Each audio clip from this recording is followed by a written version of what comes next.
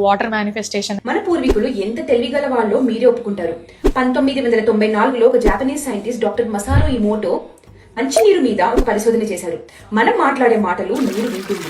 అలా మన మాటలు విన్న నీరు మన జీవితాన్ని కూడా ప్రభావితం చేస్తుంది. ఆయన పరిశోధనలో 2 గ్లాసుల నీళ్లు తీసుకున్నాడు. కొందరి విద్యార్థులకు చాలా ప్రేమ, దయతో కూడిన మాటలు మాట్లాడమని చెప్పాడు.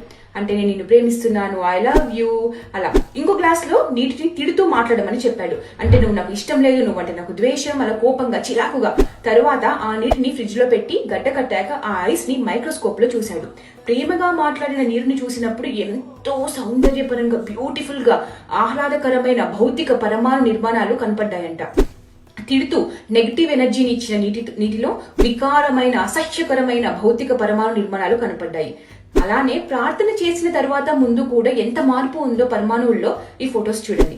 మానవ శరీరంలో అతి ముఖ్యమైనది నీరు. మన దేహంలో 85% నీరు ఉంటే బ్రెయిన్ లో అంతకన్నా ఎక్కువే ఉంటుంది. ఇది తెలిసే మన పూర్వీకులు దేవుడి దగ్గర మంత్రోచ్చారణ ఒక ఫ్రీక్వెన్సీలో ఆ మంత్రాలు చదివి ఆ నీళ్ళల్లో తులసి, పచ్చకర్పూరం లాంటి ఎన్నో రోగ నిరోధక శక్తి ఉన్న వాటిని కలిపి మనకి తీర్థంగా ఇచ్చేవారా?